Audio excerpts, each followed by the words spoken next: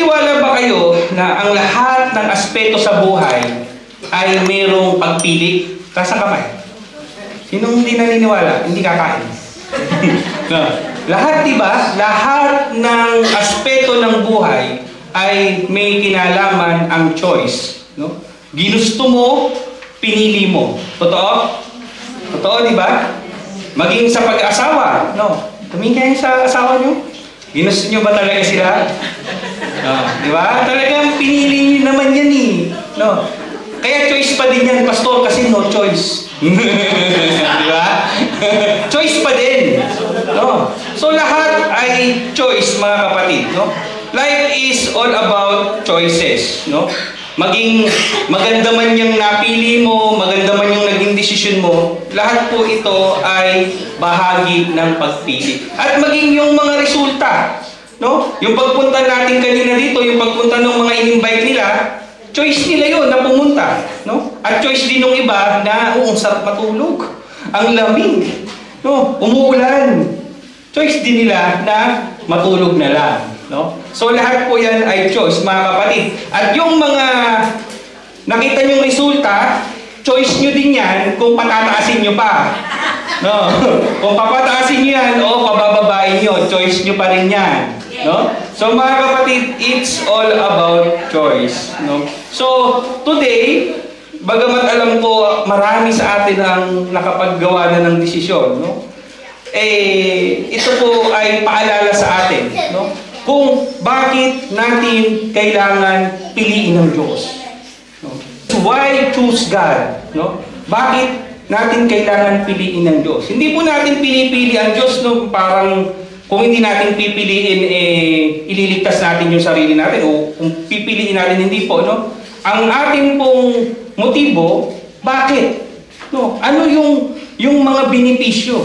No? Kung pipiliin natin ang Diyos. No? Why choose God? Bakit pipiliin ang Diyos? Tayo pong lahat ay manalangin. Hallelujah!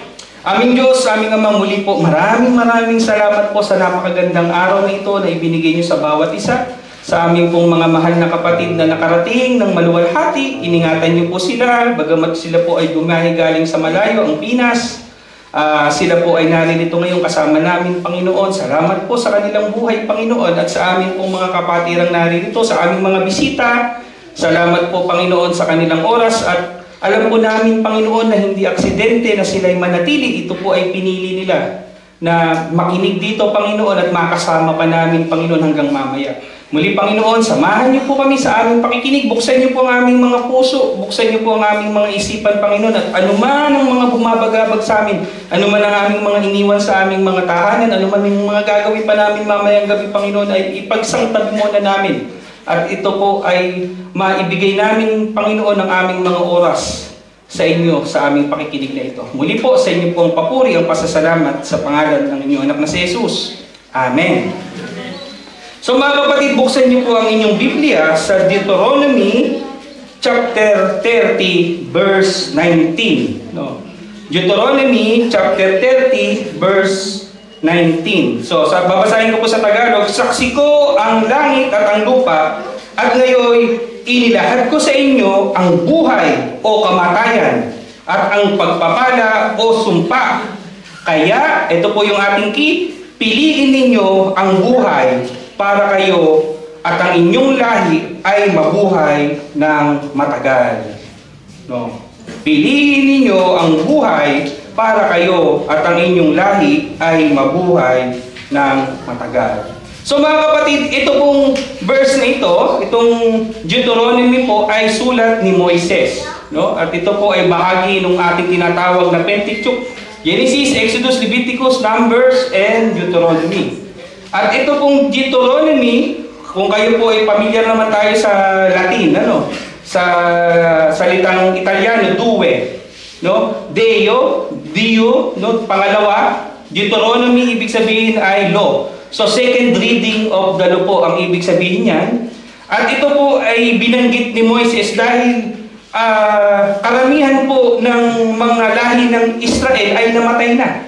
At kailangan niyang ipaalala. Kung maaalala niyo doon sa Exodus 20, binigay po yung 10 Commandments. No? At marami na po ang lumipas na panahon dahil imagine, no, Genesis, panglima na to. No? So imagine ilang books yung dumaan. At ito po ay malapit na rin mamatay dito si Moises. No? In chapter 34, mamamatay na dun si Moises. So ito po ay mga huling habiling niya na din. No, sabi niya, piliin nyo ang buhay para sa inyong lahi. At upang mabuhay kayo ng matagal. No? So mga kapatid, even in the Old Testament time, no, nakita natin yung kalayaan ng tao. No? Ito kasi yung, alam nyo ba, isa sa mga napakagandang regalo ng Diyos ay yung kalayaan. No? Sa kabila, anong sineselebrate? Independence Day. No? Bagamat late na, pero Independence Day. No? Pero sana nakikita natin, no, hindi lamang tayo lumaya, no, sa pagkakaalipin. No, ang nakakalungkot ngayon, sineselebrate natin ng Independence Day, may mga inchik doon sa Pilipinas. No, inis. No, may mga inchik doon na nag-aabang. No? At isama po natin sa panalangin, mga kapatid, na ang ating bansang Pilipinas ay huwag pong magkaroon ng hindi magandang kinahinatnan. No? Pero kasalanan din po kasi ng mga opisyalis natin yan kasi nandun pa lang, no? 150 nautical miles pa lang, pinapasok na natin. Ngayon, mismong nasa loob na ng Pilipinas, wala po tayong ginagawang aksyon. So, natatakot daw po kasi kahit daw urutan, talo daw tayo sa dami ng inchik. No, biro lamang po, pero napakabigat po ng sitwasyon, mga kapatid. No? Pero ang kalayaan po, mga kapatid, ay minsan ay naaabuso. No? Kalayaan natin minsan na ginagawa natin ang lahat ng gusto nating gawin without even thinking the consequences.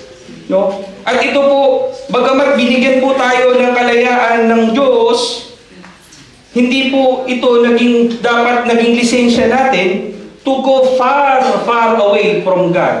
No, ito kasi ang problema. Marami ngayon sa atin, no, kung may mga kalayaan tayong gawin, we can choose to do anything, di ba? Gawin ko to, wala namang pumipigil sa akin. Pero mga kapatid, ang problema, ang kalayaan ito ay nagiging paraan din upang tayo ay mapalayo sa Diyos. So, ano yung dapat natin mindset? Ano yung dapat natin tinitingnan dito? No? Ano ba yung dapat natin ginagawa as Christians o yung tao for us to see the bigger picture? So, why choose God? Bakit natin kailangan piliin ng Diyos? So, kasi alam naman natin that God is love. God is the absolute source of goodness. No? There's no evil. No, wala. No? Yung kandila nga, ito, yung mismong light daw, pag yan tinapatan mo ng ilaw pa, wala daw shadow to. Nag-gets niyo yung illustration? Yung mismong ilaw, walang shadow. Bakit? Because light itself, wala po siyang darkness. No, nag-gets yung illustration? So, ganun ang Diyos, mga kapatid. No? The absolute source of love, goodness, ganun po ang Diyos. So, wala pong gusto ang Diyos sa atin kung hindi mapabuti tayo. Amen? At yun po yung una natin. Why choose God? Because God will give us purpose and plan. No? Ang sabi doon sa Jeremiah 29 verse 11, sapagkat batid kong lubos ang mga plano ko para sa iyo. Mga planong hindi ninyo ikasasama kung hindi para sa inyong ikabubuti. Ito'y mga planong magdudulot sa inyo ng kinabukasang punong-puno ng pag-asa. No? So, maraming mga tao minsan, dito sa abroad, Pastor, ganito lang ako, bahay-trabaho. Minsan barkada, bahay-trabaho, ganun lang. Ano ba ang purpose? Bakit tayo nabubuhay? No? Mga kapatid, kung sasaliksikin lamang po natin at pag-aaralan ng Biblia, no? Tayo po ay ginawa ng Diyos upang papurihan siya. No? The purpose of man is to worship God. No? Yun po yung purpose natin. At ano yung ginagawa ng maraming tao? No? Ginagawa nila yung lahat ng gusto nila. Ang purpose nila ano? O baka ganun din kayo. Ang purpose nyo ay yumaman, kumita ng euro, magpaganda, magpa-sexy. No, hindi po ganun, no. Maaari niyang bahagi lamang, no. Siyempre hindi naman natin, kaya nga tayo nagpapa-medical mission, hindi natin kailangan pabayaan ng ating katawan, di ba? No? Hindi mo rin matanda ka na, gusto mo pa pababayaan mo pa yung sarili mo. Kaya si Ate Alice, tingnan mo, nagpa-facial siya, nagpatanggal ng kung ano pa. Kung pwede, no, gawin niyo yan. No, hindi masama yan. Napakabuti niyan. Kasi, yung katawan natin, templo ng banal na espiritu yan. Ano man ang ginagawa natin sa ating katawan, no? Pinababayaan natin yan. Para mo sinasabi, regalo sa iyo ng Diyos yan, pinababayaan mo. So, inaalagaan din dapat natin yan. No? So, maraming tao, no, nawawalan sila ng purpose. Bakit? Kasi lumalayo sila sa Diyos. No, ang plano ng Diyos, walang masamang plano ng Diyos. Anong sabi? Lubos ang mga plano ko para sa iyo, mga planong hindi ninyo ikasasama. Diba? Kung hindi ka bubuti, ito yung mga planong magdudulot ng kinabukasan punong-puno ng pag-asa. Bakit maraming napapahamak? Bakit maraming mga napapariwara ang buhay?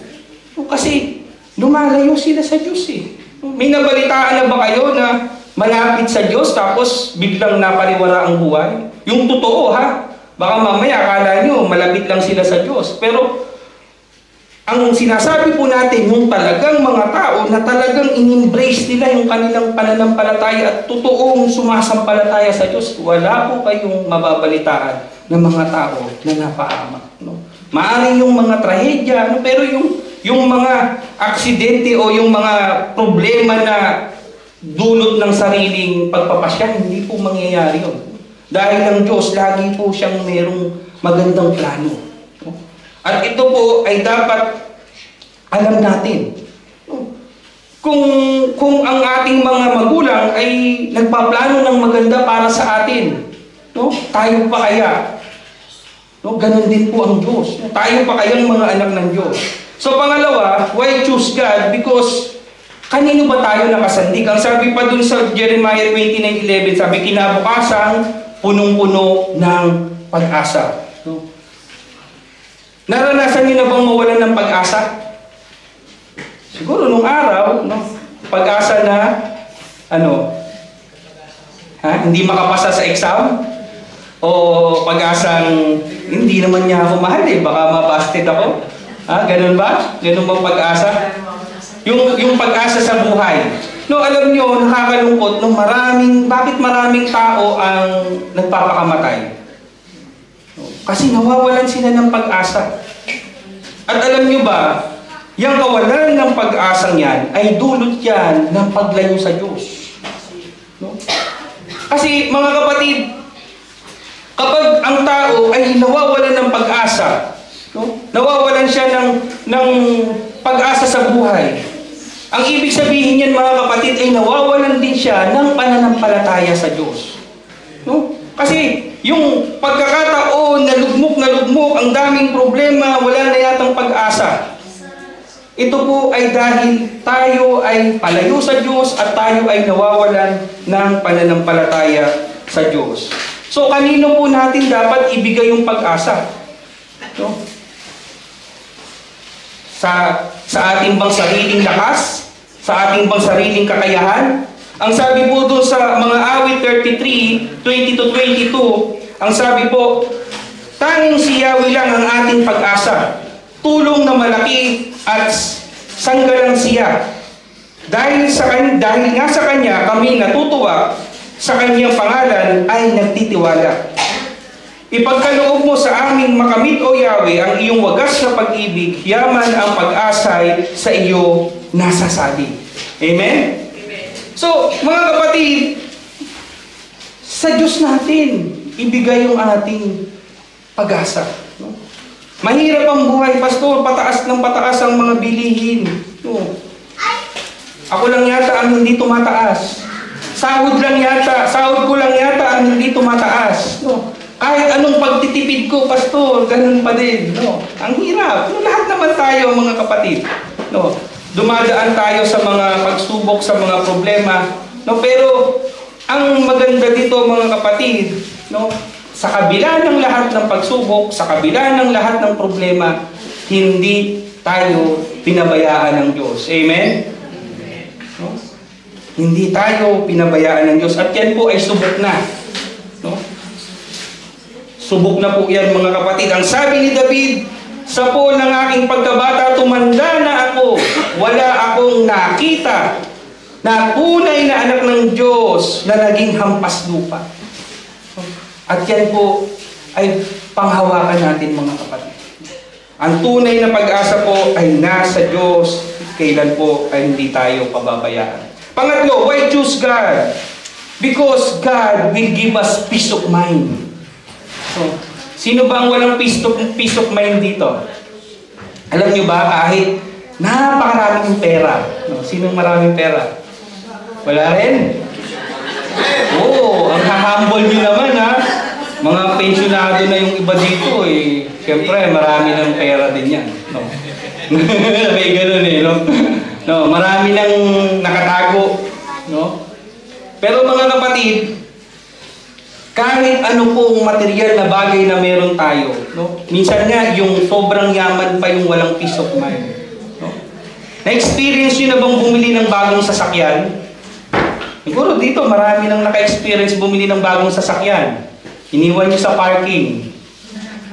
Hindi naman. Yung natatakot kayo na magasgasan. Di ba? Di ba? Dami yun ng pera, pero may bago ang sasakyan. Pero minsan, hindi mo nabibili ang peace of mind. Di ba? Lalo pag wala kang garage. No? Accident prone pa. Kasi brother, hindi na makakatulog yan. No? So, ano po yung sinasabi natin? Bagamat napakarami nating material na bagay, no? Hindi po nabibili yung peace of mind. No? Minsan nga, ang sarap ng hinihigan mo, ang lambot-lambot, bago yung bedsheet, bago lahat, pero minsan nakahiga ka na, yung isip mo gising na gising pa. Diba? Totoo yan. No? Napakahirap po ng peace of mind. Pero minsan, yan ay dala din ng ating mga trabaho. Pastor, kasi siyempre, birin nyo, imagine nyo, gigising ka ng maaga, uuwi ka ng gabi. No?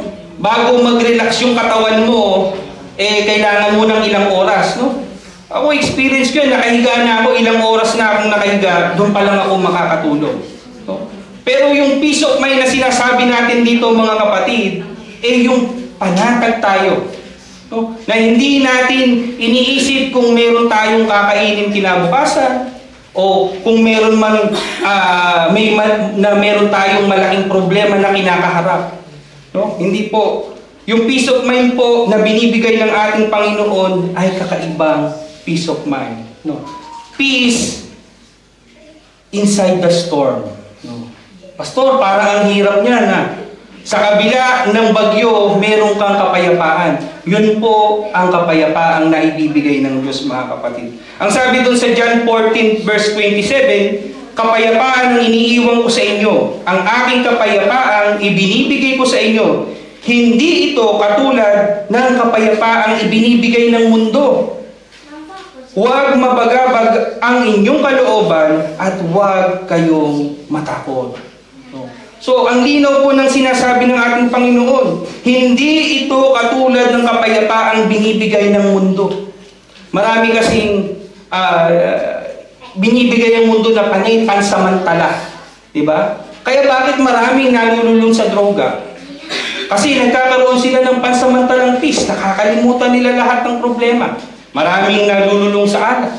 Pansamantala, nalilimutan nila. Pagising naman, ganun pa rin. Diba? So, lahat ng ibinibigay po ng mundo ay pansamantala, ngunit ang ibinibigay po ng Panginoon ay panghabang panahon, panghabang buhay, at maging eternity. At yung peace, no? Mamaya po, i-relate natin lahat ito patungkol sa ating Panginoon, no? When we summarize and conclude this message. So, pang-apat. So, apat lang po tayo, mabilis lang. Security. No? Ano ba yung kinakatakutan natin? No, siyempre number one na, pastor, takot tayong Mawala ng pera, hindi. Puro na lang pera. No, no, puro na lang pera. No, mas takot yata mawala ng pera kaysa mamatay. No? Oh, pastor. No, totoo ba yun? Mas takot kayo mawala ng pera kaysa mamatay? Ha? Pag namatay tayo, tapos na. No? Kasi pag walang pera, pastor, buhay ka pa rin, tapos wala kang pera. Di may problema ka pa din. No? So, hindi naman po, no, mga kapatid. So, ang security, why choose God? No, bibigyan po tayo niya ng seguridad, no? Security, no? Ano man yung mga kinakatakot natin, when we lay it over to our God, no, bibigyan po niya tayo ng security. Ang sabi po dun sa Hebrews 13:5-6, ito, pera pa din to. Huwag kayong magmukhang pera at masiyahan na kayo sa anumang nasa inyo sapagkat sinabi ng Diyos, hindi kita iiwan ni pababayaan man, kaya malakas ang loob nating sabihin, ang Panginoon ang tumutulong sa akin, hindi ako matatakot, ano ang magagawa sa akin ng tao. No? So, ito po mga kapatid, yung security na nasa ating Panginoon. No? At this is not all about security materialism, no? No? Ang sabi doon sa Marcos 8:36, sapagkat ano ba ang mapapala ng isang tao, makamtam man niya ang buong daigdig, ngunit mapahamak naman ang kanyang sariling kaluluwa. No? Mark 8:36. No? So mga kapatid, ang security natin mga kapatid ay hindi lamang sa mundong ito. Amen? No, parang kulang di yata sumagot lahat. Ang security natin ay hindi lamang sa mundong ito. Amen? Amen. As believers, tayong mga naniniwala sa Diyos, mga kapatid, hindi po natatapos ang buhay dito. At ang security natin ay hindi kung gaano karami yung ipon mo. No, kung may insurance ka ba, marami kang titulo sa Pilipinas, ganyang kakapal. Sana all, ano. Hindi ko makakalimutan. Lagi ko nababanggit pag naalala ko yung titulo. May nagkwento sa akin, yung daw Pilipino, ganyan daw kakapal yung titulo niya. Imagine, ganyan kakapal, ang dami nun. No? Hektar-hektare ang lote yun. No? So, mga kapatid, ganun man kadami ang yung maipunda kung ikaw ay wala sa Diyos at kung ang kaluluwa mo naman ay mapapahamak, sabi niya, walang kabuluhan. No? Si Solomon, no? Ang hari na buhay na pinakamayaman, no? Sabi niya, vanity, vanity, all is vanity, walang kabuluhan, walang kabuluhan. Lahat, no? Lahat po ay nasa kanya. No? Pero lahat yon ay walang kabuluhan. No? Napatunayan niya ito. At tanging yung relasyon lamang sa Diyos ang makapupuno ng kakulangan ng tao. So mga kapatid, as our conclusion, no? Yung plano, why choose God? Because God has a plan for salvation, mga kapatid. No? Itong ginagawa natin, that we evangelize, that we share the gospel, ang plano po ng Diyos ay maligtas ang lahat ng tao. Pero mga kapatid, hindi nga po ganun. We must choose. No, dahil ito ay bigay ng Diyos, yung kalayaang binigay sa atin, mga kapatid. No. Dahil bagamat po na ang Diyos ay nariyan lamang, no, meron pong laging partisipasyon ng tao. Minsan tinatawag na ng Diyos, no, dahil sa kanyang kaabalahan. Mga kapatid, alam nyo ba na sa buhay ng tao, darating at darating ang pagtawag ng Diyos. Pero mga kapatid, dumarating din po ang pagkakataon na kung patitigasin natin ang ating mga puso, hindi na po natin maririnig ang tawag ng Diyos. Kaya nga po tayo patuloy ang ating church na ginagawa, no? Bagamat maliliit lang yung ating mga mission. Patuloy tayong nagbabahagi ng mabuting balita na kung ang mga taong ito ay makinig at kung mga taong ito ay mag-decide, no? malapit sa kanila, mga kapatid, ang kaligtasan. The plan of salvation, the hope, ang pag-asa na meron tayo. Mga kapatid, tayo po ay nakatadhana na maparusahan. We are hell-bound, but because of the love of God, the plan of God for us, there is hope. And that hope can only be found in Jesus Christ. Kung tayo po ay mananalig sa Kanya, magtitiwala, ibibigay ang ating buhay. And we will have peace. Yung peace po na sinasabi natin kanina, peace of mind, alam nyo ba? Kung ikaw ay malayo sa Diyos, kung ikaw ay hindi kumikilala kay Jesus bilang Diyos at tagapagligtas, you are not peace with God. Alam nyo ba yun? You are in a continuous war with God. Hanggat hindi mo kinikilala ang kanyang anak bilang Diyos at tagapagligtas, magkaaway kayo ng Diyos Ama. Alam nyo ba yun?